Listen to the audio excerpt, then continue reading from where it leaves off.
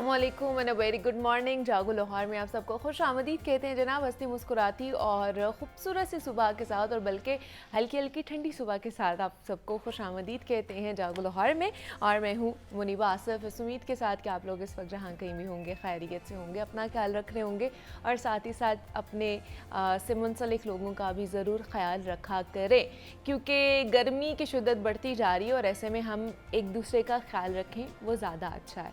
तो आज जनाब हम कुछ बात करेंगे माइंड्स के हवाले से कि हम इसको किस तरह से कंट्रोल में रख सकते हैं। बहुत से लोग ये कहते हैं कि जनाब हम अपने दिमाग को कंट्रोल नहीं कर पा रहे होते और रोज़ाना की जो हैक्टिक रूटीन है उसकी वजह से माइंड जो है वो हमारा टॉक्सिक हो जाता है और हमारा इस पर काबू ख़त्म हो जाता है, कंट्रोल ख़त्म हो जाता है।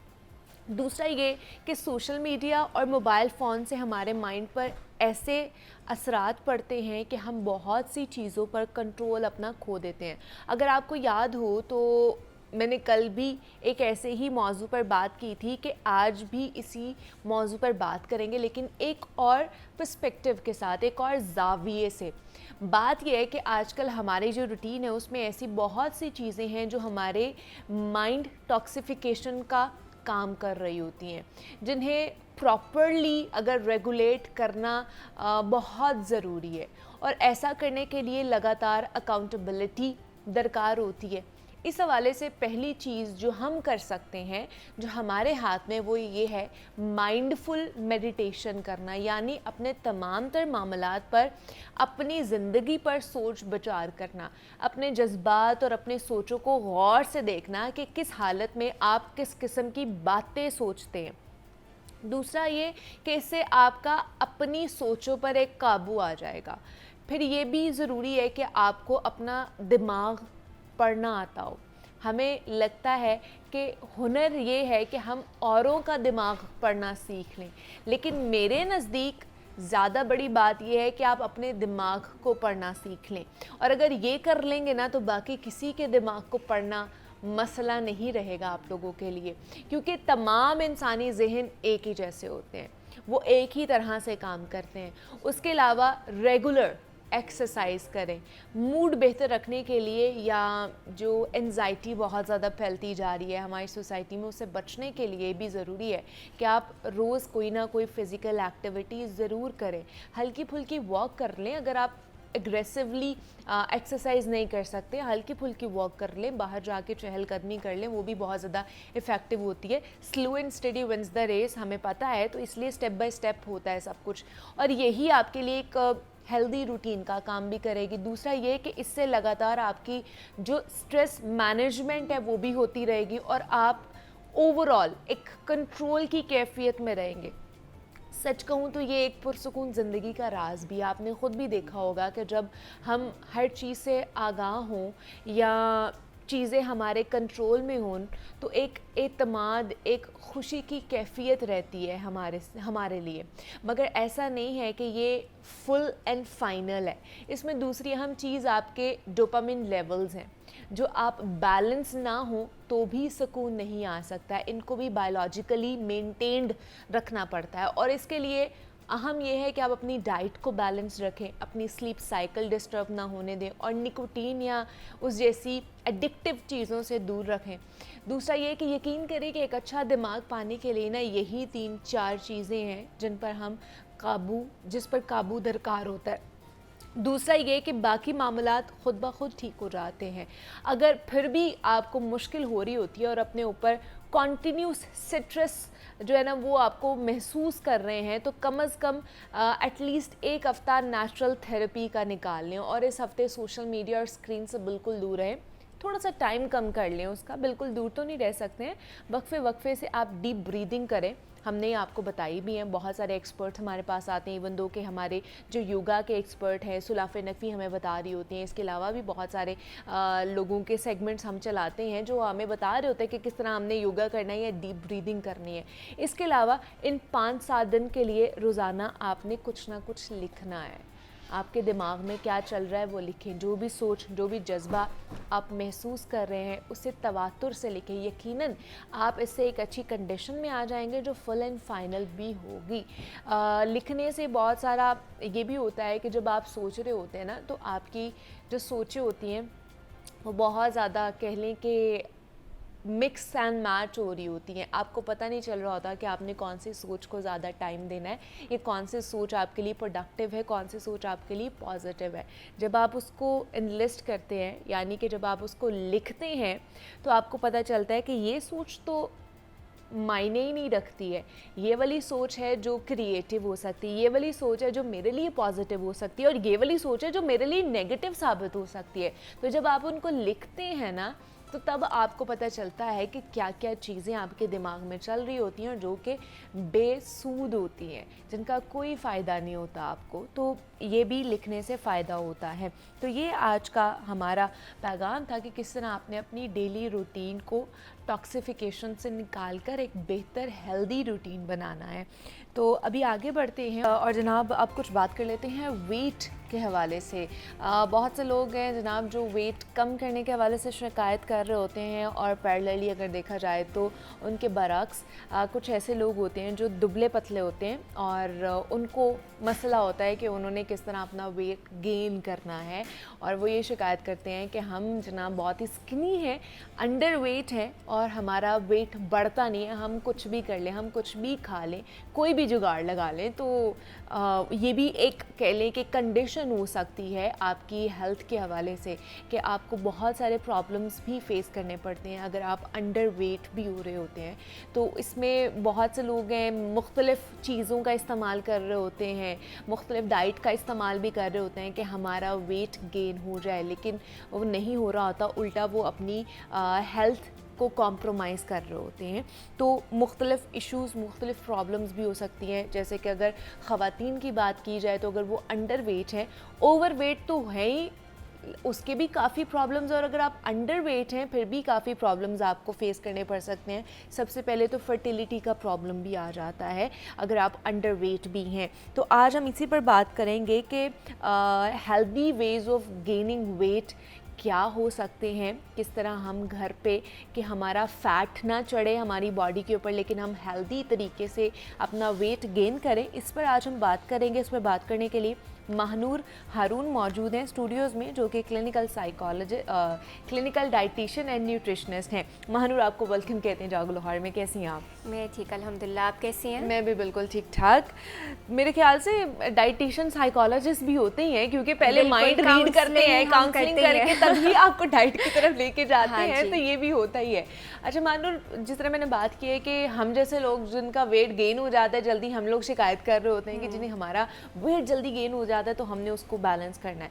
अब हमारे जैसे और भी बहुत से लोग होते हैं जिनका वेट बहुत ज़्यादा कम होता है, अंडर वेट होते हैं, तो उन्हें समझ नहीं आ रही होती कि मुझे लगता है एक तो उनके लिए बड़े ब्लेसिंग भी है कि वो कुछ भी खा ले, उनका वेट गेन नहीं हो रहा होता। ये हम थोड़ा सा पानी भी ज़्यादा पी ले, हमें पानी भी लग जाता है। तो क्या करें, हेल्दी वेज क्या हो सकते हैं आपके वेट गेनिंग के हवाले से? अच्छा, सबसे पहले तो ये है कि जो वेट गेन होता है ना वो ज़्यादा टेक्निकल होता है, वो ज़्यादा मुश्किल होता है as compared to weight loss. अच्छा। जहाँ एक पर्सन जो है वो 3 से 4 महीने में 5 से 6 केजी लूज़ कर लेता है एक हेल्दी डाइट फॉलो करके, वहाँ जो वेट गेन का क्लाइंट होता है वो 3 से 4 महीने में 2 या 3 केजी भी गेन कर ले, वो बहुत बड़ी बात होती है। अच्छा, ओके। और ज़रा सी डाइट में ऊंच नीच हो, वो फिर वेट जो आपने गेन किया होता है वो लूज़ हो जाता है। तो इसमें सबसे पहली तो चीज़ ये है कि वजह जानी जाए कि ऐसा क्यों हो रहा है, होता क्यों है। हाँ। या तो जेनेटिकली आप लीन हो, आपके पेरेंट्स अगर जो है वो लीन है तो ऐसे हो सकता है कि आपकी फ़िज़ीक लीन है। ओके। या फिर कुछ डिजीज़ेज़ हैं जिनमें वेट आपका गेन नहीं होता। जैसे थायराइड का मसला है, अगर आपका ओवर एक्टिव थायराइड ग्लैंड है, जिसपे ओवर एक्टिव थायराइड ग्लैंड में बेसिकली बॉडी में ना थायराइड हार्मोन की प्रोडक्शन एबनॉर्मली ज़्यादा हो रही होती है। अच्छा। उसकी वजह से आपका मेटाबॉलिज्म बहुत ज़्यादा तेज़ हो जाता है और वो आपका वेट लूज़ करवाता है, वेट गेन नहीं होने देता। दूसरी वजह है कि टाइप 1 डायबिटीज़ का अगर आपको इशू है, जी। आप उसका डायबिटीज़ का टेस्ट ज़रूर कराएं। आजकल यंग जनरेशन में भी डायबिटीज़ का मसला बहुत आ रहा है। अगर मदर या पेरेंट्स में से किसी को भी है तो जेनेटिकली आपको डायबिटीज़ का इशू हो सकता है। और अगर ये भी नहीं है तो कुछ लोगों को इमोशनल डिसऑर्डर होता है, ईटिंग डिसऑर्डर होता है। इमोशनल ईटिंग डिसऑर्डर से मुराद ये है कि कुछ लोग तो ऐसे होते हैं ना जिनको स्ट्रेस या डिप्रेशन में बहुत भूख लगती है, तो वो बिंज ईटिंग करते हैं। हाँ। कुछ लोग ऐसे होते हैं जो कहते हैं कि हमें लगता है जैसे खाना ही नहीं हजम हो रहा। अच्छा। हम जो खाते हैं हमें लगता है कि या तो वो बाहर आ रहा है या हमें स्टमक में मसला हो रहा है, हालांकि उनको इंटरनली देखें तो कोई प्रॉब्लम नहीं होती। अच्छा। लेकिन वो इमोशनल डिसऑर्डर की वजह से वो उनको जो है ना वेट साइकोलॉजिकली जो है वो ये मसला होता है, जिसकी वजह से उनको भूख नहीं लग रही होती तो वो सही से खा नहीं रहे होते। ओके। और अगर इनमें से भी कोई मसला नहीं है तो अक्सर अगर आप पूछें कि आप डेली रूटीन में क्या खाते हैं तो बैलेंस डाइट ही नहीं होती। अच्छा। बैलेंस डाइट से मुराद ये है कि मैं हमेशा ये कहती हूँ चाहे वेट गेन हो या वेट लॉस हो, आपकी डाइट बैलेंस्ड होनी चाहिए। ठीक है। कार्ब्स, प्रोटीन्स, फैट्स, ये तीनों चीज़ें आपके मेजर मील्स में, मेजर मील से मुराद है आपके लंच में, आपके ब्रेकफास्ट में, आपके डिनर में इंक्लूडेड होने चाहिए। अच्छा, ठीक है। लेकिन अगर जिनका बिल्कुल भी वेट गेन नहीं हो रहा, बिकॉज मैंने बहुत सारे ऐसे लोगों को देखा है जो बहुत लीन है और वो चाहते हैं कि हमारा वेट गेन हो, और वो जंक फूड भी खा रहे होते हैं, वो बाकी चीज़ें भी खा रहे होते हैं, दूध दही का भी इस्तेमाल कर रहे होते हैं, लेकिन फिर भी उनका वेट गेन नहीं होता है। तो ये क्या जो जेनेटिक में आया हुआ है वो ज़्यादा आपका कह लें कि वो फेस कर रहा होता है आपको? हाँ जी, अगर आप जेनेटिकली लीन हो ना तो थोड़ा ज़्यादा मुश्किल है वेट गेन करना। अब उसके लिए यूजुअली हम रिकमेंड करते हैं कि आप ज़्यादा से ज़्यादा न्यूट्रिएंट डेंस और कैलोरी डेंस चीज़ें लें। अच्छा। न्यूट्रिएंट डेंस, कैलोरी डेंस से मुराद है कि वो चीज़ें जिनमें कैलोरीज तो ज़्यादा हैं लेकिन उनमें न्यूट्रिएंट्स की तादाद भी ज़्यादा है। अच्छा। अब अक्सर लोगों का ये होता है कि अच्छा वेट गेन करना है तो हम बाहर से खा लेंगे, फास्ट फूड खा लेंगे तो वेट गेन हो जाएगा। अब ये मुख्तलिफ बीमारियों की तरफ आपको लेके जा रहा है। अच्छा, हमने कोशिश करनी है कि हमारा मसल मास बढ़े, हमारा मसल गेन हो और हमारा फैट गेन ना हो। अच्छा। तो उसके लिए ये है कि जैसे डेयरी का इस्तेमाल लाजमी, आप अपने तीनों मील्स में डेयरी का इस्तेमाल लाजमी करें। 1 कप जो है योगर्ट का इस्तेमाल आपके ब्रेकफास्ट में भी होना चाहिए, लंच में भी होना चाहिए, डिनर में भी होना चाहिए। ठीक है। शेक्स का इस्तेमाल करें, शेक्स बहुत अच्छे होते हैं वेट गेन के लिए। अच्छा, डेयरी बहुत अच्छा है वेट गेन के लिए। अच्छा। ये बेसिकली जो है इसका ये होता है कि आप इसको किस तरह से यूज़ कर रहे हैं। आप खाली दूध पी रहे हैं वो तो आपको कैलोरीज दे रहा है। अच्छा। लेकिन आप उसको थोड़ा न्यूट्रिएंट डेंस बना के पिए ना, उसमें पीनट बटर आप ऐड कर सकते हैं हाँ कोई भी। बिल्कुल, बनाना और डेट शेक बहुत अच्छा वेट गेनर होता है। अच्छा। मैं यूजुअली रिकमेंड करती हूँ बनाना या डेट्स का शेक बना के पिए। आजकल मैंगोज आए हुए हैं, मैंगोज का शेक भी पी सकते हैं, उसमें आप नट्स ऐड कर सकते हैं, हनी ऐड कर सकते हैं, तो वो सीड्स ऐड कर सकते हैं, आपकी पूरी हो जाएगी उससे। आपने मजीद एक्स्ट्रा कैलोरीज ऐड करनी है, आप ओट्स का इस्तेमाल कर सकते हैं। आजकल शेक्स के अंदर ओट्स का इस्तेमाल बहुत हो रहा है as a weight gainer. Okay. इसके लेकिन कुछ लोग वेट गेन के लिए, मुझे याद है जो बलाई होती है ना वो भी खा रहे होते हैं, उसके साथ दूध के अंदर डाल के मोटी मोटी सी बलाई ज़्यादा डाल के कि इससे भी हमारा वेट गेन होगा। तो ये सही तरीका है वेट गेन करने का, या इससे और भी बीमारियों की तरफ आप जा रहे होते हैं? नहीं, बलाई तो मैं नहीं जो है वो प्रेफर करती रिकमेंड करना, क्योंकि उससे ये है कि आपको वो सैचुरेटेड फैट जो है उसके अंदर होता है बेसिकली। अच्छा। बलाई के अंदर तो वो एक अनहेल्दी फॉर्म ऑफ फैट है। वो ज़ाहिर है आपको वही डायबिटीज़ की तरफ लेके जाएगा, कोलेस्ट्रॉल इश्यूज़ की तरफ लेके जाएगा। ख़ास तौर पे अगर आप देखें आजकल हर फैमिली में, आप किसी से भी पूछ लें, आप उनसे उनकी फैमिली हिस्ट्री पूछ लें, क्योंकि हमारे पास जब क्लाइंट आता है हम उसकी फैमिली हिस्ट्री लाजमी पूछते हैं। अच्छा। तो आप किसी से भी पूछ लें, या तो उनके मदर या फादर को डायबिटीज़ का मसला होगा या कोलेस्ट्रॉल का मसला होगा, उनको ये मसला है। तो अगर आपकी डाइट बेहतर नहीं है तो आपको भी अर्ली एज में ये मसला हो सकता है। तो हमने, जैसे मैंने पहले भी कहा कि हमने मसल गेन कराना है, हमने फैट गेन नहीं कराना। अच्छा। इसके लिए एक तो ये है कि अपनी नींद भी पूरी रखें, क्योंकि बहुत से आपके bodily functions, important functions, hormones की सिक्रीशन, खासतौर पे मसल रिपेयर आपका नींद में भी होता है। नींद पूरी नहीं होगी, मसल रिपेयर नहीं होगा। इसके अलावा जो है कार्ब्स का इंटेक अच्छा रखें। पोटैटोज़ जो है वो बहुत अच्छा वेट गेन कराती हैं। रोटी चावल जो है वो अपने तीनों मील्स में जो है वो रखें। बिल्कुल। सुबह के टाइम कोई कहते हैं कि रोटी नहीं खाई जाती, आप जौ के दलिए का इस्तेमाल कर सकते हैं, आप जो है ओट्स का इस्तेमाल कर सकते हैं, आप सीरियल ले सकते हैं, होल ग्रेन सीरियल ले सकते हैं। चीनी का इस्तेमाल किसी भी फॉर्म में, मैं कहती हूँ चाहे वेट गेन हो चाहे वेट लॉस हो, अच्छा, चीनी नहीं करना। नुकसानदेह नहीं करना, वेट गेन भी Okay. करना है। हनी का इस्तेमाल करें, हनी Okay. बहुत अच्छे से वेट गेन में हेल्प करता है क्योंकि कैलोरीज ऐड अप कर रहा है। मुझे लगा शायद उनको जो है ना इसकी माफ़ी है कि वो जितना मर्जी चीनी का इस्तेमाल कर सकते हैं, अगर आपने वेट गेन करना है तो उनके लिए ये इजी सीन है। अच्छा, दूसरा मुझे ये बताएं कि अब जैसे फ्रूट्स आए हुए हैं, बहुत सारे फ्रूट्स हैं, इनमें कौन कौन से ऐसे फ्रूट्स हैं जो वेट गेन वाले खा सकते हैं, जो उनके लिए ज़्यादा बेनिफिशियल है? अच्छा, सबसे अच्छे तो ऑप्शन है वाटरमेलन की। अच्छा, वाटरमेलन वाटरमेलन में तो वाटर इतना होता है कि वो हमें ये लग रहा होता है कि वो हम खाएंगे तो हमारा वेट लूज होगा, क्योंकि एक तो वो फाइबर रिच भी होता है, दूसरा उसका वाटर कंटेंट बहुत ज़्यादा है, तो हमें फुलफिल एक फीलिंग ऑफ फुलनेस आती है। फुलनेस आ रही होती है, तो हमें कुछ और खाने का दिल नहीं कर रहा होता।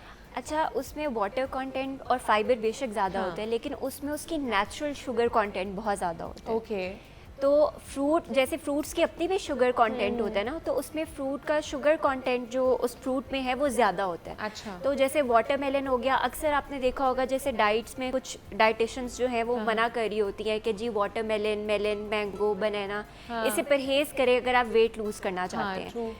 तो वाटरमेलन का इस्तेमाल आप कर सकते हैं, मेलन का कर सकते हैं। सबसे बेहतरीन तरीका ये है कि आप स्नैक्स के टाइम जो है कॉम्बिनेशन में फ्रूट लें, फ्रूट चाट का इस्तेमाल कर सकते हैं। अच्छा। मैं तो कहूँगी एक इतना आपका साइज़ का बोल हो, मीडियम साइज़ का बोल हो, उसमें कॉम्बिनेशन में फ्रूट्स का इस्तेमाल करें।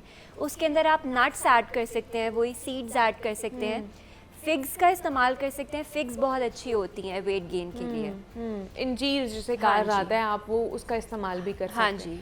ठीक है। और आप फुल ऑफ फ्रूट्स का एक बाउल जो है ना एक बाउल, हाँ जी, कॉम्बिनेशन में फ्रूट्स का इस्तेमाल करें। उसका इस्तेमाल करें। शेक्स आप पी सकते हैं, जूसेस का इस्तेमाल, स्मूदीज़ का इस्तेमाल कर स्मूदीज का सकते हैं। इस्तेमाल कर सकते हैं। जितनी चीज़ें आप कर सकते हैं, जो भी है ना, वो वेट गेन के लिए आप करें, आपके लिए कोई रिस्ट्रिक्शंस नहीं है। अच्छा, और अगर ये भी नहीं हो रहा, और कुछ लोग होते हैं जैसे वो कहते हैं कि जी फैमिली में शादी आ रही है या कोई इवेंट आ रहा है या अपनी शादी है, तो वेट ज़रा मेंटेन करना है, क्योंकि जाहिर है जो है उसके बाद उन्होंने अपनी प्रेगनेंसी का भी सोचना होता है, तो वो एक हेल्दी वेट गेन बहुत ज़रूरी है, क्योंकि अंडर वेट में कॉम्प्लिकेशंस बहुत आती हैं।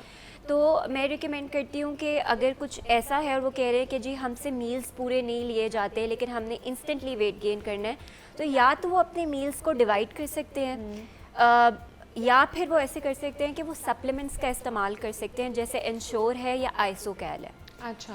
अब ये इंश्योर और आइसोकैल बेसिकली बट ये इंश्योर तो वो पाउडर फॉर्म में हाँ मेरे जी, ख्याल से मिल्क के अंदर डाल के बिल्कुल, पीते ये हैं। आप मिल्क के अंदर डाल के भी पी सकते हैं, या आप स्मूदीज़ के अंदर डाल के भी पी अच्छा। सकते हैं, और या पानी के अंदर डाल के भी पी सकते हैं। तो ओके। इसके ये होता है कि इसमें एक तो कंप्लीट न्यूट्रिशन मौजूद होती है, वाइटमिन्स और मिनरल्स का एक कंप्लीट आप कह लो कि पैकेज आपको मिल रहा है। ठीक है, तो ये एज ए मील रिप्लेसमेंट भी यूज़ हो सकता है अगर किसी टाइम आपको भूख नहीं लगी।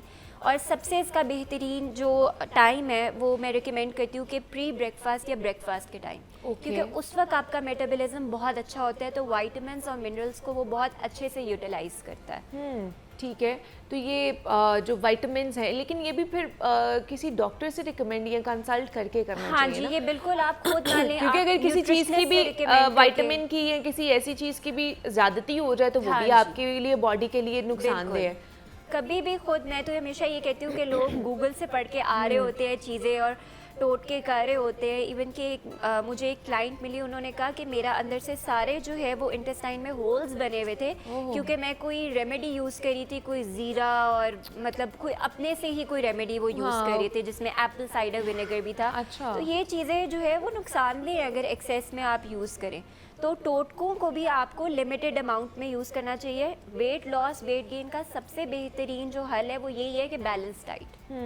दोनों तरीकों में बैलेंस डाइट ही चाहिए, ओवर किसी भी चीज़ में आपके लिए वो बेहतर नहीं है। अच्छा, अब जो अंडर वेट भी होते हैं उनके साथ भी कुछ कॉम्प्लिकेशंस होती हैं, उनके भी मैदे के मसाइल बहुत ज़्यादा होते हैं कि अगर वो कुछ ज़्यादा भी खा लेते हैं तो उनका मैदा जो है ना वो डिस्टर्ब हो जाता है, या उनको तेज़ाबियत हो जाती है, या लूज़ मोशन वगैरह भी लग जाते हैं उन्हें। तो उसके लिए फिर उन्हें कौन सी डाइट लेनी चाहिए अगर उनका इस तरह का प्रॉब्लम भी रहता है, उनको स्टमक का प्रॉब्लम भी रहता है? तो अच्छा, उसके लिए ये है कि एक तो उनकी जो डाइट है ना, क्योंकि अक्सर जो अंडरवेट लोग होते हैं उनको कॉन्स्टिपेशन का मसला बहुत ज़्यादा आ रहा होता अच्छा। है, क्योंकि जाहिर है डाइट में न्यूट्रिएंट्स नहीं जा रहे प्रॉपर अमाउंट में। तो जब कॉन्स्टिपेशन का मसला जा रहा है, आपकी गट हेल्थ वैसी ही वीक है, गट हेल्थ वीक होगी तो आपकी इम्यूनिटी लो है, आप लो एनर्जी सारा वक्त फील करोगे। तो उसमें आपको fibre rich, basically fibre rich foods का भी इस्तेमाल करें। अगर आप बेशक वेट गेन की तरफ जा रहे हैं, फाइबर रिच डाइट जो है आपकी गट हेल्थ को रेगुलेटेड रखती है। और दूसरा ये कि प्रोबायोटिक्स का इस्तेमाल तो आप कर ही रहे हैं योगर्ट की फॉर्म में, जो मैं कहती हूँ कि लंच और डिनर में लाजमी होनी चाहिए आपकी 1 कप दही। ठीक है। अच्छा, दही भी अब जैसे बहुत से लोग हैं वो डब्बा पैक दही यूज़ कर रहे होते हैं, मतलब जो वो मिलते हैं खुला दूध, खुला दही नहीं यूज़ कर रहे होते, तो दोनों का ठीक है या कौन सा दही यूज़ करना चाहिए? अच्छा, दही में भी मैं कहती हूँ कि अगर लेट्स सपोज आपकी जॉब ऐसी है, या आपके घर में सारे ऑफिस गोइंग है और मील प्रेप का टाइम नहीं मिलता, तो आप जो है वो कोशिश करें कि दही छोड़े ना, लेकिन ठीक है बाहर की जो दही होती है वो ले लें, जो पैकेज दही होती है। पैकेज दही यूजली मैं नहीं रिकमेंड करती। अगर आप घर पे बना सकते हैं या अगर आप खुला दही ले सकते हैं वो ज़्यादा बेहतर है। अच्छा। आजकल तो बहुत सारे ऑर्गेनिक स्टोर्स भी आ चुके हुए हैं जिसमें वो मटके में ना दही देते हैं, तो वो बड़ी, एक तो मज़े की भी बड़ी लगती है, दूसरा ये कि वो कह लें कि वो न्यूट्रिएंट रिच भी होती है। पैकेज दही में ज़रा ये होता है कि प्रोसेस्ड होती है, वो पैकेज्ड है, हाँ। उसमें जैसे अक्सर कुछ दही होती है उसमें आपको मीठा भी फील हो रहा होता है, तो ज़ाहिर है उसमें चीनी भी डाली होती है। लेकिन अगर आपको नहीं, मतलब आप घर पे बना सकते तो आप फिर पैकेज ले सकते हैं। ठीक है, मतलब अगर प्रेफरेबली अगर आपको ऑर्गेनिक अच्छा मिल रहा है, खुला दही अगर अच्छा मिल रहा है, अगर घर भी नहीं बना सकते तो वो ज़्यादा अच्छा है, ना कि हमारा जो पैकेज दही होता है। अच्छा, दूसरा मैंने ये भी सुना है कि जब आप 30 अबव होते हो मानो, तो ऑटोमेटिकली आपका जो वज़न है या वेट है वो बढ़ना शुरू हो जाता है। वाकई ऐसा है? स्टडी ने कुछ बताया है इस हवाले से? अच्छा, वो इस तरह नहीं होता, वो इस तरह होता है कि या आपकी डाइट जो है वो बिल्कुल अनहेल्दी हो जाती है, या आप फिज़िकली इनएक्टिव हो जाते हो। जब आप फिज़िकल एक्टिविटी नहीं करें, अक्सर ये होता है कि आप बहुत अच्छा खा रहे होते हो, घर के मील्स खा रहे होते हो, लेकिन लेज़ीनेस, अच्छा, घर पे मतलब घर के आप काम तो कर रहे हो, लेकिन प्रॉपर एक जो वॉक होती है, फिजिकल एक्टिविटी होती है, वो नहीं हो रही होती। फिर अबव 30, जैसे मैंने कहा कि आजकल की फीमेल्स होगी, मेल्स होगी, दोनों में हार्ट की कंडीशंस, डायबिटीज़, बीपी का मसला, ये चीज़ें बहुत ज़्यादा आ गई हैं। अब इनकी जब आप मेडिकेशंस ले रहे होते हो तो जाहिर है मेडिकेशंस के भी साइड इफ़ेक्ट्स होते हैं, या तो आपको उससे भूख बहुत ज़्यादा लग रही होती है, या लॉस ऑफ एपेटाइट हो जाता है, खैर, या फिर ये भी होता है कि आप जो है आप उस मेडिकेशंस की वजह से जो है वो वेट गेन करने लग जाते हैं, तो वो भी रीज़न हो सकती है। या जेनेटिकली ऐसे होता है कि आप अपने, कुछ लोगों की जीन्स में होता है कि जब वो अर्ली 20s या मिड 20s में होते हैं ना, उनकी फ़िज़ीक अच्छी होती है। जैसे हमारी नानी दादियाँ बता रही होती है ना कि हम जब आपकी उम्र के थे हम भी इतने पतले थे, अब हमारा जो है वेट गेन हो गया है, और वो फिर विद टाइम जो है उनका वेट जो है वो गेन हो जाता है। और विद टाइम ये भी होता है ना, वही आपकी वाली बात कि हम कोई एक्सरसाइज या एक्टिविटी नहीं कर रहे होते हैं, बस घर का कामकाज कर लिया और हमें लगता है कि यही हमारा जो है ना हेल्दी एक्टिविटी होगी, या कोई भी हमने एक्सरसाइज यही कर लिया हमने, तो उसी तौर पर हम लेकर चल रहे होते हैं। अच्छा, दूसरा हमें जैसे लगता है कि हम 1 महीने में इतना वेट लूज़ कर लेंगे, लेकिन आइडियली 1 महीने में हम कितना वेट गेन कर सकते हैं जो हेल्दी भी हो? अच्छा, सबसे पहले तो जो मैं अपने क्लाइंट्स को समझाती हूँ ना, वो ये कहती हूँ कि रियलिस्टिक गोल सेट करें। अच्छा। अब बहुत से लोग होते हैं जो कहते हैं कि जी हमने 1 महीने में ना 5-6 kg गेन करना है। जितना आप अनरियलिस्टिक गोल रखेंगे ना, क्योंकि वेट जो है ना वो आपके कंट्रोल में नहीं है जब तक आपके एक्शंस आपके कंट्रोल में नहीं है। आपके एक्शंस, आपकी ईटिंग हैबिट्स आपके कंट्रोल में है, ठीक है। अच्छा लाइफस्टाइल जो है आपने कैसे रखना है, आपने क्या खाना है, मील्स को कैसे प्रिपेयर करना है, ये आपके हाथ में है। ये आप करेंगे अच्छा तो अच्छा खाएंगे भी, और जो है वेट भी आपका जो गोल वेट है, टारगेट वेट है, वो अचीव होगा। एक महीने में या 2 महीने में, मैं 1 महीने का तो नहीं, जब वेट गेन की बात आती है मैं कहती हूँ कि कम से कम अपने आप को 2 से 3 महीने का दें। क्योंकि मैं उसमें ये भी रिकमेंड करती हूँ कि आप वेट ट्रेनिंग करें, जो लोग अफोर्ड कर सकते हैं। जिम जाने से भी होता है? बिल्कुल, वेट ट्रेनिंग करें, उससे मसल गेन बहुत अच्छा होता है। ओके। भूख ज़्यादा लगती है, जितनी आप एक्सरसाइज करते हैं आप ज़ाहिर है कैलोरीज बर्न कर रहे हैं, आपकी बॉडी जो है वो कार्ब्स को, प्रोटीन्स को एज अ फ्यूल यूज़ कर रही है। जब वो fuel as a fuel use करेंगे आपको और भूख लगेगी, तो आप ज़्यादा अच्छा खाएंगे, आपका मेटाबॉलिज्म अच्छा होता है। जब एक्सरसाइज के बाद आपको भूख लग रही है, इसका मतलब आपका मेटाबॉलिज्म अच्छा हुआ है, तेज़ हुआ है।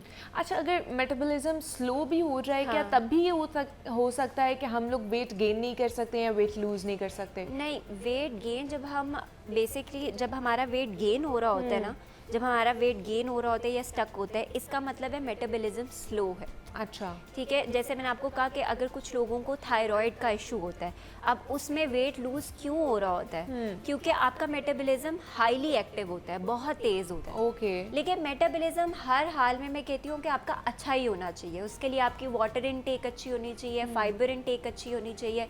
चाहे वेट लॉस हो, चाहे वेट गेन हो, सैलड्स का इनटेक, फ्रूट्स का इनटेक लाजमी होना चाहिए।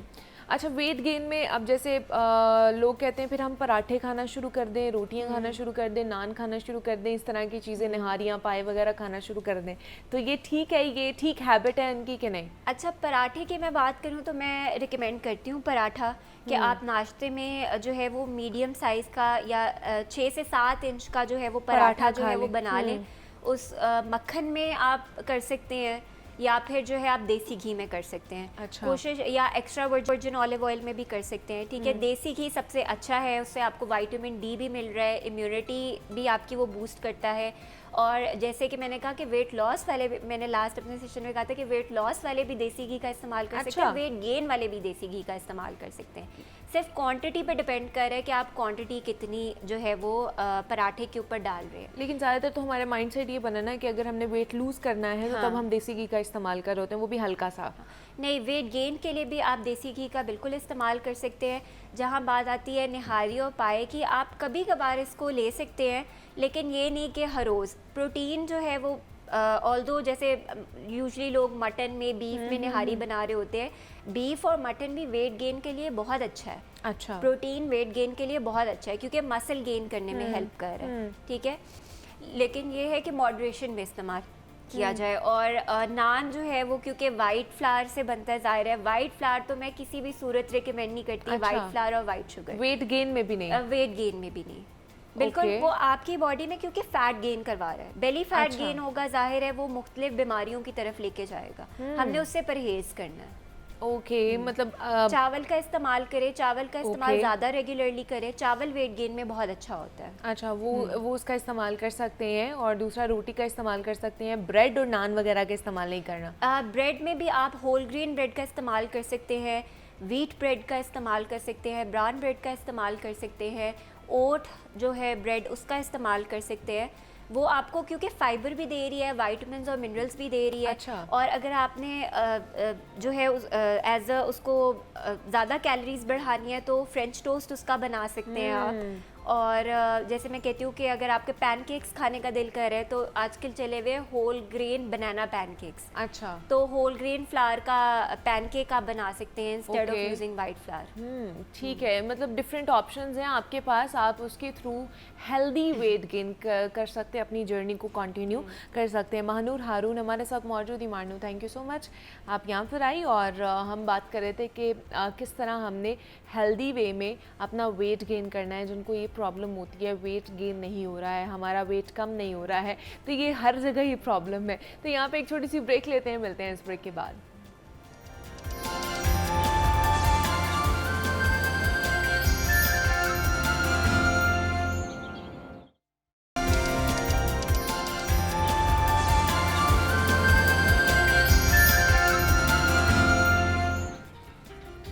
वेलकम बैक टू जागो लाहौर। और जनाब अल्लाह ताला ने ना हमें एक ही ज़िंदगी दी हुई है, लेकिन इस ज़िंदगी को हमने दो हिस्सों में बांटा हुआ है। एक जिसको हम पर्सनल लाइफ कहते हैं और एक जिसको हम प्रोफेशनल लाइफ कहते हैं, जिसमें हम कोई भी प्रोफेशन ऑप्ट करते हैं, जॉब करते हैं, बिज़नेस करते हैं, कुछ भी कर रहे होते हैं, वो हमारी प्रोफेशनल लाइफ होती है।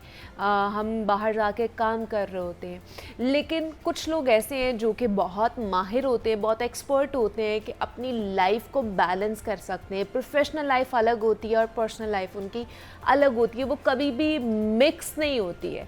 लेकिन कुछ लोग ऐसे भी होते हैं जो बैलेंस आउट नहीं कर सकते हैं और वो एग्जॉस्ट हो जाते हैं पर्सनल लाइफ में भी और प्रोफेशनल लाइफ में भी, और दोनों में तवाज़ुन बरकरार नहीं रख सकते हैं, जिसकी वजह से उनकी जो कह लें कि लाइफ साइकिल होता है वो डिस्टर्ब होना शुरू हो जाता है। तो इन दोनों लाइफ में किस तरह हम बैलेंस रख सकते हैं?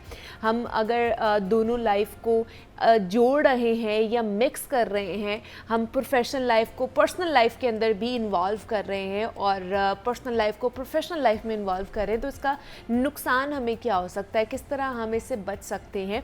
इस पर बात करने के लिए हमने नेहा खान को इन्वाइट किया है आज प्रोग्राम में। क्लिनिकल साइकोलॉजिस्ट हैं। नेहा, आपको वेलकम कहते हैं जागो लाहौर में। कैसे हैं आप? बिल्कुल ठीक। नेहा, जिसमें मैंने बात की कि अल्लाह ताला ने तो हमें एक ही ज़िंदगी दी है, लेकिन इस ज़िंदगी को हमने खुद से ही डिवाइड कर दिया है। डिवाइड एंड रूल वाला जो फार्मूला है वो हम अपना लेते हैं। तो दो लाइफ है हमारी, प्रोफेशनल और पर्सनल लाइफ, दोनों ही बहुत इम्पॉर्टेंट है, लेकिन इनकी अपनी अपनी जगह इनकी इम्पॉर्टेंस क्या है, और जब हम बैलेंस आउट नहीं कर सकते हैं तो किस तरह हमारा बैलेंस जो है वो ख़राब हो जाता है और हम इससे नुकसान उठाना पड़ता है हमें। देखें, बैलेंस हर चीज़ का बहुत ज़रूरी है। Excess of everything is bad. तो अगर आप पर्सनल लाइफ में भी स्ट्रेस का, तनाव का शिकार हैं, वो भी आपके लिए ठीक नहीं है, आपकी सेहत के लिए ठीक नहीं है। इसी तरह जैसे आज हमारा टॉपिक है work life balance and stress management. अगर वर्क लाइफ में आप अपने काम की जगह पे खुश नहीं हैं और आप तनाव का शिकार हैं, तो वो भी आपके लिए जो है आपकी सेहत पे बहुत ज़्यादा वो चीज़ असरअंदाज हो सकती है। आजकल के दौर में हर कोई मर्द औरत हर कोई जॉब कर रहा है, हर किसी का एक कोई ना कोई पेशा है, कोई बिजनेसमैन है, कोई जॉब कर रहा है, कोई प्राइवेट किसी उसमें है। इवन स्टूडेंट्स भी अगर आप देखें तो वो भी स्ट्रेस का शिकार जो है वो होते हैं। एक तो आपकी कम्युनिकेशन कि आपकी बातचीत लोगों से है या नहीं है, या आप अपने में ही रह के जो है काम करना पसंद करते हैं। दूसरी चीज़ आ जाती है मोटिवेशन ये यानी कि आपकी हौसला अफजाई किस चीज़ से है। आप घर की रिस्पॉन्सिबिलिटीज़ की वजह से जॉब कर रहे हैं, या आप पैशनेट हैं काम को लेके। कुछ लोग होता है ना कि हम घर नहीं बैठ सकते हैं, हम घर पे टाइम नहीं गुजार सकते, बाहर काम करने बाहर काम करना ही करना है। एक वो फैक्टर बहुत बड़ा होता है जिसके ऊपर जाहिर है एडेड रिस्पॉन्सिबिलिटीज़ हैं, जिसने अपने फैमिली को लेके चलना है। एक कमाने वाला और 10 लोग खाने वाले हैं, तो जाहिर है उसका स्ट्रेस लेवल और होगा। वो हर चीज़ को बहुत पैशनेटली भी लेगा, लेकिन वो एज अ बर्डन भी लेगा, क्योंकि उसको पता है कि उसके इस घर पे 10 खाने वाले बैठे हुए हैं और कोई गलती अगर होगी तो गलती का तो कोई चांस रहता ही नहीं है। और तीसरी चीज़ आ जाती है इसमें कॉन्फ्लिक्ट मैनेजमेंट आपकी कैसी है। अगर आप किसी प्रॉब्लम का शिकार हैं, कोई मसला आपके सामने आ गया, तो उसको हल करने के लिए क्या आपके अंदर इतने गट्स हैं, क्या आप इतने स्ट्रॉन्ग हैं कि आप उस मसले को हल कर सकें? क्या आपके इर्द गिर्द ऐसे दोस्त, ऐसा सपोर्ट सिस्टम आपका है, ऐसे कॉलीग्स आपके हैं जो आपको हेल्प कर सकेंगे?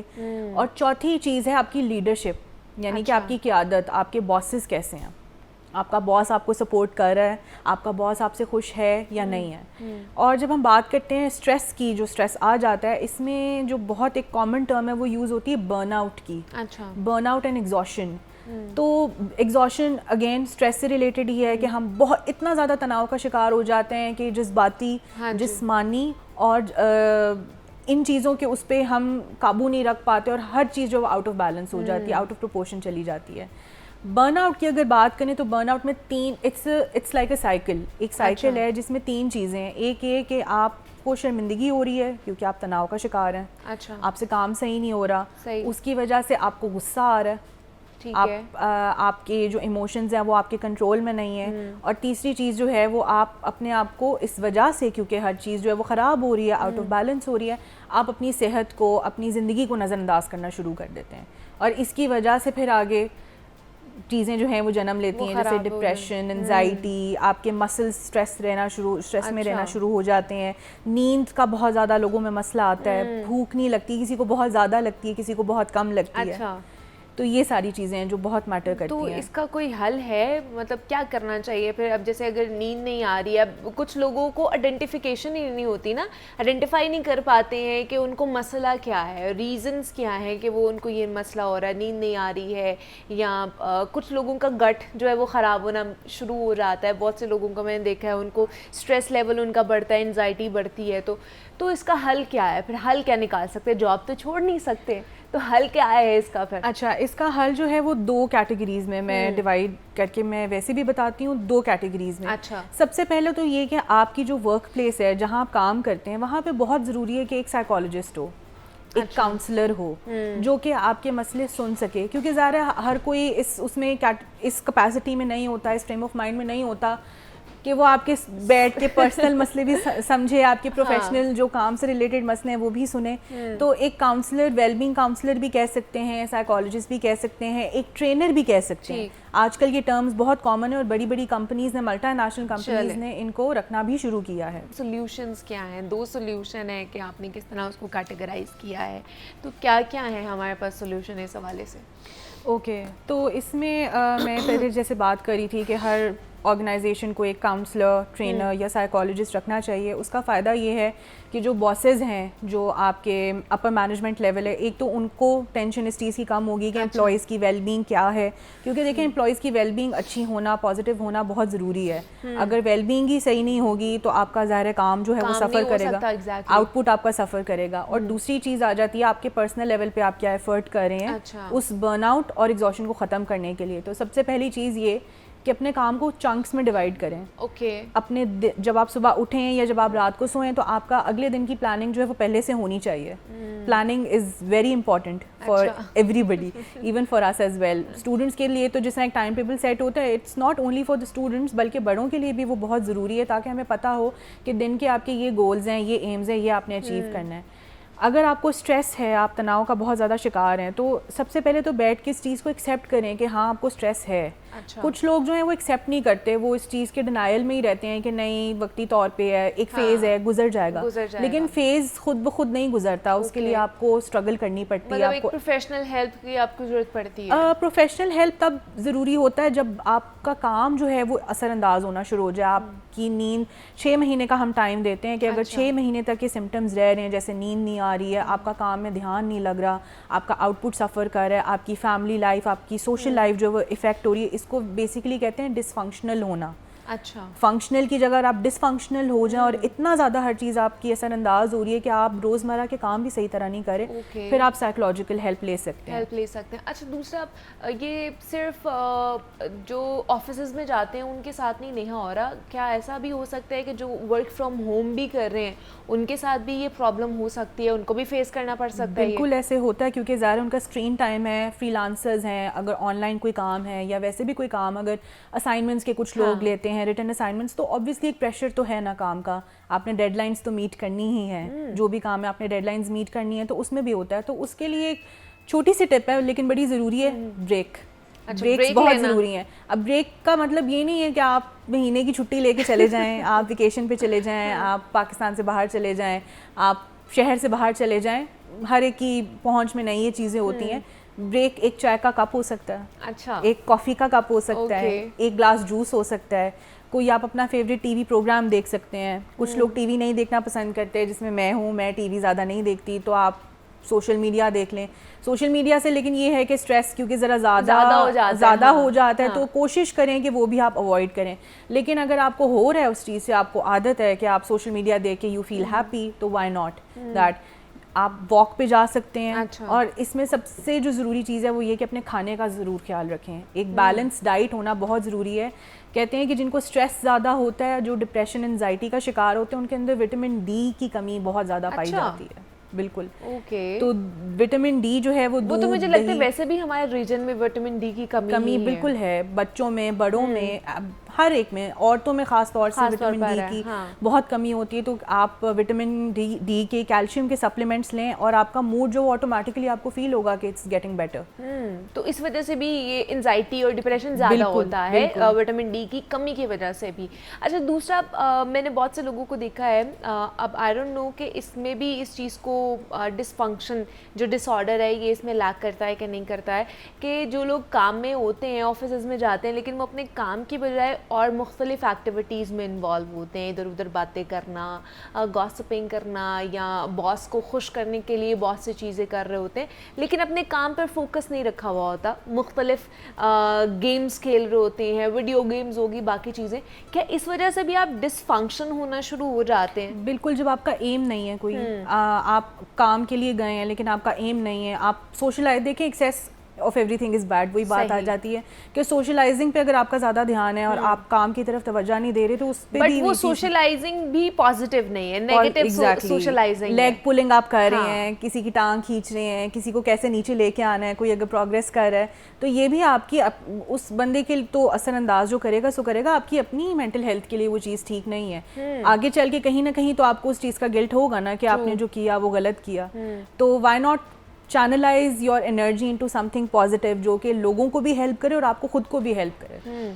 तो ऐसे लोगों से बचना भी चाहिए और ख़ुद भी नहीं ऐसे बिल्कुल। लोगों में शुमार होना चाहिए। तो आप यही कर सकते हैं कि अपनी मेंटल हेल्थ, फिजिकल हेल्थ का तो हम लोग सभी ख्याल रखते हैं कि हमारी अपीयरेंस अच्छी लगे, हम लोग अच्छा पहने ओढ़े, लेकिन अपनी मेंटल हेल्थ का हम ख्याल नहीं रखते हैं, जिसका बहुत ज़रूरी है। अगर आप मेंटली ठीक है तो आप फिज़िकली फ़िट रह सकते हैं, अगर आप मेंटली ही ठीक नहीं है तो आपका फिज़िकल अपीयरेंस उसका भी कोई फ़ायदा नहीं हो सकता आपको। हमारे साथ नेहा खान मौजूद है, क्लिनिकल साइकोलॉजिस्ट है। Neha, thank you so much for coming है।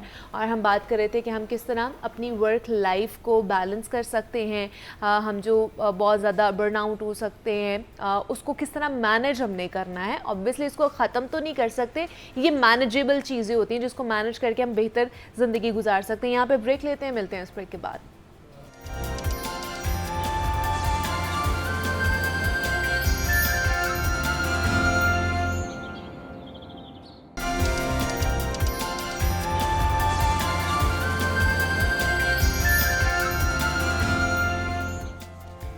वेलकम बैक टू जागो लाहौर। और जनाब, ये जो हमारा सेगमेंट है ना, ये ख़ास तौर पर स्टूडेंट्स के लिए बहुत ही इम्पॉर्टेंट है, और वो भी बाहर जाने के लिए। जो स्टूडेंट्स गलतियाँ करते हैं ना, आज उसी पर हमने बात करनी है कि वो गलतियाँ क्या हो सकती हैं और क्या होती हैं।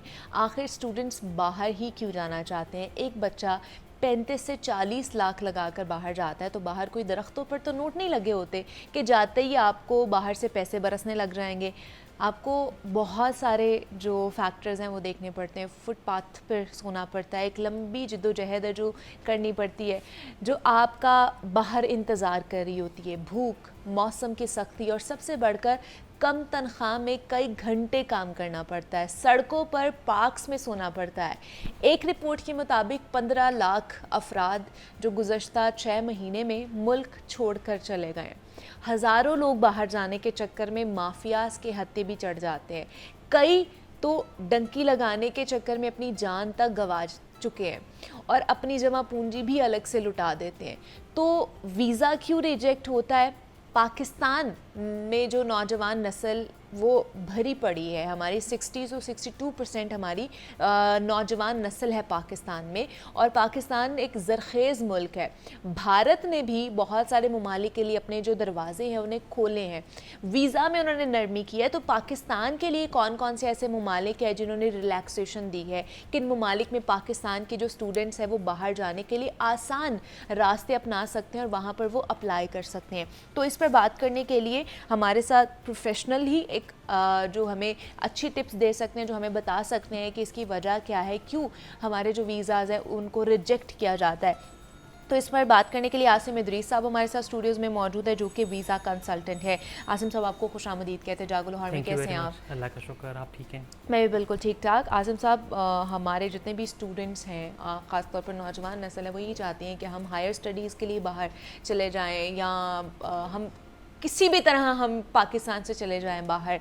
लेकिन सबसे पहले मुझे बताइए, आजकल मैं सुन रही हूँ कि वीज़ाज़ रिजेक्ट बहुत हो रहे हैं। कौन कौन सी कंट्री जो है वो इवन दो के स्टूडेंट वीज़ाज़ भी रिजेक्ट कर रही है? जी बिल्कुल, आजकल ये चैलेंजेस बहुत ज़्यादा हैं और अनफॉर्चुनेटली पाकिस्तानी स्टूडेंट्स जो स्टडी के लिए ऑस्ट्रेलिया या कनाडा अप्लाई कर रहे हैं, उनकी एक बहुत बड़ी तादाद है जो रिक्वायरमेंट पूरी करने के बावजूद उनके वीज़ाज़ रिजेक्ट हो रहे हैं। स्पेशली ऑस्ट्रेलिया की रिजेक्शन रेट अगर हम देखें तो 80 to 90% स्टूडेंट्स के वीज़ाज़ रिजेक्ट हो रहे हैं। और उसमें जो सबसे बड़ा जो रिजेक्शन के अंदर एक वो रीज़न बता रहे हैं, वो ये उनकी तरफ से ये रिजेक्शन बताई जाती है कि we suspect that you would not come back.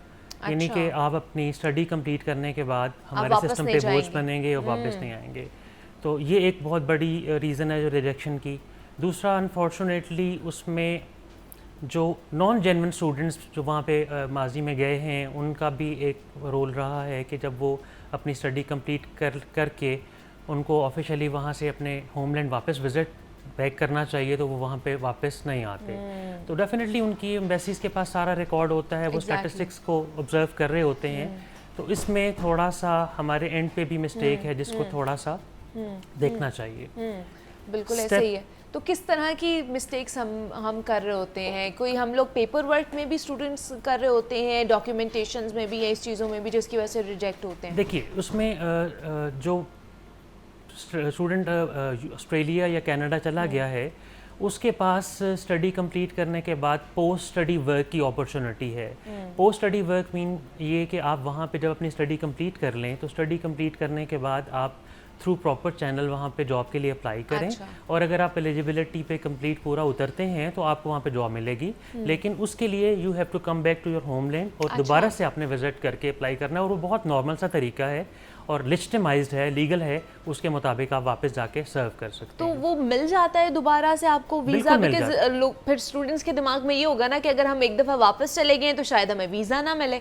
देखिए, जब हम पोस्ट स्टडी वर्क की बात करते हैं तो वहाँ पे किसी भी फॉरेन कंट्री में उसकी रेलेवेंट अथॉरिटी आपको जॉब ऑफ़र कर रही हैं और जॉब ऑफ़र के साथ साथ वो आपको वीज़ाज़ की एक्सटेंशन की भी परमिशन देते हैं। अच्छा। तो उसमें इतना बड़ा चैलेंज नहीं है, सिर्फ ये है कि आपको you have to come back to your country और दोबारा से आप इजीली अपना वीज़ा एक्सेप्ट कर सकते हैं। हाँ। ये चीज़। इसके अलावा दूसरी जो चीज़ है वो ये है कि अनफॉर्चुनेटली जो पाकिस्तान का थोड़ा सा एक इशू आ रहा है, यहाँ पे जो लोग आउट ऑफ कंट्री जाते हैं उनकी प्रेफरेंस ये होती है कि जी हमने किसी भी तरह से अपनी स्टडी अगर उनकी डिसकंटिन्यू भी हो जाती है या उसको कंप्लीट नहीं कर सकते, उनके पास इतने फंड्स नहीं है, फाइनेंसेस नहीं हैं, उनको वहाँ पे जॉब और जॉब्स नहीं मिल पा रही, तो वो क्या करते हैं कि वो अपनी स्टडी को भी इनकम्प्लीट छोड़ देते हैं। अच्छा। अब जब स्टडी को आप इनकम्प्लीट छोड़ेंगे तो यूनिवर्सिटी फॉरेन होम ऑफिस को कंप्लेन करती है और आप यकीन कीजिए कि यूके में तकरीबन 2000 प्लस स्टूडेंट्स को उन्होंने वहाँ से आइडेंटिफाई किया है और उनको डिपोर्ट किया है, जो हमारे मुल्क की बदनामी का एक बड़ा बाइस बने। तो इस हवाले से थोड़ा सा यहाँ पे स्टूडेंट्स को अवेयर भी करना चाहिए कि अगर आप स्टडी के लिए जेन्युइन जा रहे हैं तो सबसे पहले अपनी स्टडी को कंप्लीट कीजिए। ठीक है। स्टडी कंप्लीट करने के बाद लिस्टमाइज तरीके से जॉब को एक्वायर करें और जॉब करें उसके अंदर। अच्छा, दूसरा फिर ये भी बताएं कि कौन कौन सी ऐसी कंट्रीज़ हैं जो अभी भी एक्सेप्ट कर रहे हैं आपके स्टूडेंट वीज़ाज़, या अगर आप अप्लाई करते हैं तो आपको वहाँ से रिजेक्शन नहीं होगी? कहाँ पर हम जा सकते हैं? कौन कौन सी वो कंट्रीज़ हैं? अब इस वक्त यूके में थोड़ा सा उन्होंने रिलैक्स किया है और एक बहुत अच्छी अपॉर्चुनिटी जर्मनी के अंदर जो है इंट्रोड्यूस हुई है। उस अपॉर्चुनिटी के अंदर आप जा सकते हैं और ना सिर्फ जा सकते हैं, स्टडी भी कर सकते हैं, स्किल भी अपना इन्हांस कर सकते हैं और जॉब भी अपनी सिक्योर कर सकते हैं। उस अपॉर्चुनिटी का नाम है अपॉर्चुनिटी कार्ड। अच्छा। इस अपॉर्चुनिटी कार्ड के बारे में आपको थोड़ा सा एक्सप्लेन कर देता हूँ। बेसिकली ये पॉइंट बेस्ड सिस्टम है कि आप अगर 6 पॉइंट्स अपने कंप्लीट कर लेते हैं तो आप एलिजिबल हो जाते हैं कि आप जर्मनी जाके जॉब सीकर वीज़ा अवेल कर सकें। उसमें सबसे पहली रिक्वायरमेंट आपकी जो है वो जर्मन लैंग्वेज की है। उसमें जर्मन लैंग्वेज आपको A1 लेवल करना पड़ेगा। साथ आपको IELTS B1 यानी कि 5.5 से 6 बैंड तक आपको सिक्योर करना होगा। नंबर थर्ड, पाकिस्तानी यूनिवर्सिटी से आपकी 4 ईयर ग्रेजुएशन कंप्लीट होनी चाहिए और आपके पास कोई स्किल होना चाहिए। अच्छा। अगर आप ये सारी रिक्वायरमेंट्स अपनी पूरी कर लेते हैं तो आप इस वीज़े के लिए एलिजिबल हो जाते हैं। अब इसमें दूसरी एक चीज़ है कि आपको एक ब्लॉक अकाउंट ओपन करना पड़ता है 12,300 यूरोस का। ये अकाउंट आप ही के पास मेंटेन रहता है ताकि आप ये शो कर सकें वहाँ जाके आप अपने बेसिक एक्सपेंसेस को मीट कर सकें। इस ब्लॉक अकाउंट से भी आप वेव कर सकते हैं अपने आप को। उसका तरीक़ाकार ये है कि आप पाकिस्तान में बैठ के किसी भी जर्मन ऑर्गेनाइजेशन के अंदर, किसी होटल में, रेस्टोरेंट में, कहीं पे भी जॉब सिक्योर कर लें। और अगर आप ये जॉब सिक्योर कर लेते हैं तो आपका ये जो ब्लॉक अकाउंट वाली जो कंपल्शन है ये रिमूव हो जाएगी और ये बहुत बड़ी अपॉर्चुनिटी है। अच्छा। इस चीज़ का बैकग्राउंड भी थोड़ा सा मैं एक्सप्लेन करना चाहता हूँ कि इसमें सबसे जो अच्छी चीज़ है, अगर आप 1 ईयर 1.5 ईयर जाके यहाँ पे जॉब कर लेते हैं तो आप PR की तरफ जा सकते हैं। और जर्मनी एक इमर्जिंग इकोनॉमी है, बहुत ज़्यादा अपॉर्चुनिटीज़ हैं, बहुत ज़्यादा अच्छे तरीके से लोग वहाँ पे जाके रह रहे हैं, कमा रहे हैं। इवन कि वहाँ पे एंटरप्रेन्योरशिप की बड़ी अच्छी अपॉर्चुनिटीज़ हैं और गवर्नमेंट खुद भी सपोर्ट करती है, लोन भी देती है। अच्छा। लेकिन आपको उस सिस्टम का हिस्सा बनना है। उस सिस्टम ने जो चीज़ें आपको बताई हैं उनके मुताबिक आपने अपने स्किल्स को एनहांस करना है। दूसरी ठीक है। इसमें चीज़ ये है, उसमें कुछ चैलेंजेस भी हैं जो मैं चाहता हूँ इस फोरम से अपने स्टूडेंट्स को या जॉब सीकर्स को गाइड कर सकूँ। पाकिस्तान में अनफॉर्चुनेटली जो सबसे बड़ा चैलेंज है वो ये है कि हमारे यहाँ पे स्किल्स पे इतना काम नहीं होता, लैंग्वेज पे इतना काम नहीं होता। अभी आपने इंडिया की बात की है, इंडिया में इंटरमीडिएट और ग्रेजुएशन लेवल पे एक language, either German, Chinese, Japanese, तमाम लैंग्वेज कंपलसरी हैं कि आपने अपनी रेगुलर स्टडीज़ अच्छा। के साथ साथ ये एजुकेशन लेनी है। ओके। प्लस जो इंटरनेशनली आपके एक्सेप्टेड स्किल्स हैं उनके अंदर इंडियन गवर्नमेंट बहुत सपोर्ट करती है। अब मिसाल के तौर पे नर्सेज हैं, टेक्नीशियंस हैं, मैकेनिकल जॉब्स हैं, इनके अंदर वहाँ पे 3 इयर्स 2 इयर्स के डिप्लोमाज हैं। अच्छा, दूसरा मुझे ये बताइए कि आपने भी बात की कि नर्सेज, और आजकल वैसे भी बहुत ज़्यादा हो रहा है कि मेडिकल से जो वाबस्ता लोग हैं, वो नर्सेज हैं, डॉक्टर्स हैं, टेक्नीशियंस हैं, वो बहुत ज़्यादा उनकी डिमांड हुई हुई है इस वक्त इंटरनेशनली। तो अगर जो हमें देख रहे हैं इस वक्त फीमेल या मेल नर्सेज भी अगर हैं तो वो लोग कहाँ कहाँ पे अप्लाई कर सकते हैं, जिनके जो उनके लिए अपॉर्चुनिटी वहाँ से वो सीख कर सकते हैं? ये 2023 में यूके ने स्पेशली हेल्थ केयर वीज़ाज़ बहुत बड़े पैमाने पे उन्होंने इंट्रोड्यूस किए थे। उसकी रिक्वायरमेंट भी बहुत नॉमिनल सी थी। उसके लिए आपको IELTS 4 बैंड के साथ रिक्वायर्ड था। अच्छा। और आपके पास अगर नर्सिंग है 3 इयर्स की या 5 इयर्स की तो आप एलिजिबल हैं। और वहाँ पे उनका जो बेंचमार्क ऑफ सैलरी था, आप हैरान होंगी, वो 2,500 पाउंड से लेके 3,000 पाउंड तक वो लोग अर्न किया। और पाकिस्तान में आप ये अमाउंट सोच भी नहीं सकते।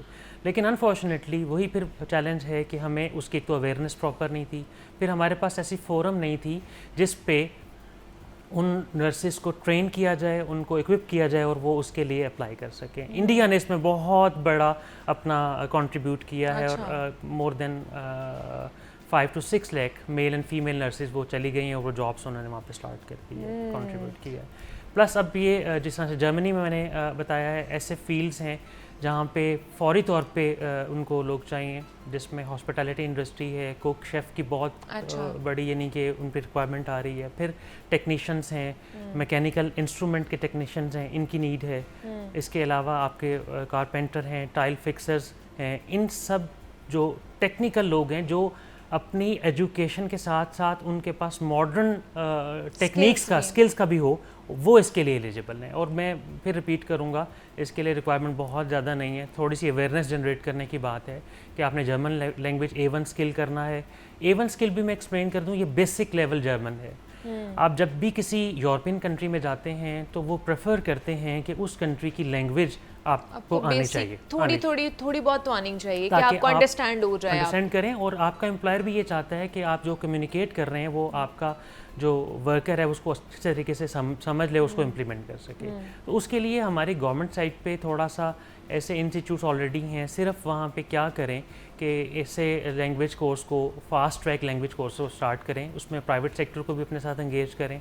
अल्टीमेट ऑब्जेक्टिव है कि पाकिस्तान की यूथ का और अनएम्प्लॉयमेंट को हम कैटर कर सकें और लोगों को अच्छी जॉब्स मिल सकें। अच्छा, ये तो आपने जर्मनी के हवाले से आसिम साहब बताया ना कि वहाँ पर ये अपॉर्चुनिटी निकली है। जर्मनी के अलावा भी कोई कंट्रीज़ हैं जहाँ पर अपॉर्चुनिटीज़ हैं, जहाँ पर अगर वो लोग वीज़ा अवेल करने की कोशिश करते हैं तो उनको मिल जाता है, रिजेक्ट नहीं होता? जी बिल्कुल। एक प्रोग्राम है कोरिया का, दैट इज़ स्किल्ड वर्कर्स, वो government of Pakistan overseas employment corporation पिछले 10-15 साल से कर रहा है और उसमें बहुत बड़ी पाकिस्तानी कम्युनिटी जाके सर्व करती है।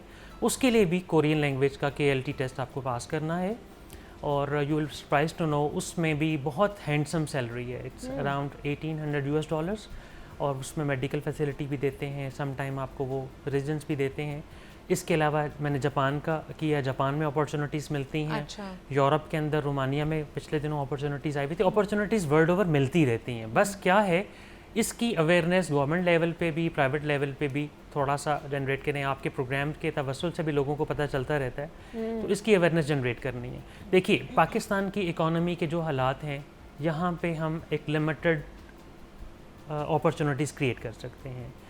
हमें ये चाहिए कि वर्ल्ड ओवर जहाँ जहाँ अपॉर्चुनिटीज़ निकल रही हैं, आजकल आपके हाथ में पूरी दुनिया की रिक्वायरमेंट्स आपके बिल्कुल, सामने हैं। थोड़ा सा आप सर्च करें, आपको अपॉर्चुनिटीज़ मिल सकती हैं, उसको अवेल करने के लिए रेलेवेंट रिक्वायरमेंट पूरी करें। एम्बेसीज़ के साथ ऐसे MOU साइन करें जिनके अंदर हम लोग उस कंट्री की रिक्वायरमेंट के अंदर अपनी HR की पूरी एक डेटाबेस उनसे शेयर करें कि इन फील्ड्स में इतने लोग हैं, हम आपको दे सकते हैं, इतने लोग हैं जिनके पास ये स्किल्स हैं, तो डेफिनेटली उसको कैटर किया जा सकता है। ये तो गवर्नमेंट टू गवर्नमेंट लेवल पर हो सकता ना कि हमारी गवर्नमेंट इतनी एफिशिएंटली काम करे तो फिर ये चीज़ें हैंडल की जा सकती हैं। अच्छा, दूसरा स्टूडेंट्स के लिए ख़ास तौर पर कौन सी कंट्री में वो बिल्कुल भी अप्लाई ना करे जहाँ से उनको रिजेक्शन आ जाएगी? बिल्कुल भी अप्लाई सोचे भी ना उसके बारे में। अच्छा, अब देखिए इसमें 100% वीज़ा रिजेक्शन को तो मैं नहीं कहूँगा कि होगी। मिसाल के तौर पे आप ऑस्ट्रेलिया में रिजेक्शन बहुत ज़्यादा हो रही है, लेकिन फिर भी वीज़ाज़ लग रहे हैं। अच्छा। उनकी जो यूनिवर्सिटीज़ हैं उनके लिए एशिया एक बहुत बड़ी मार्केट है, क्योंकि यहाँ से वो अच्छा रेवेन्यू अर्न करते हैं। यहाँ के स्टूडेंट्स फुल फ़ी पे करके वहाँ पे पढ़ते हाँ हैं। जी।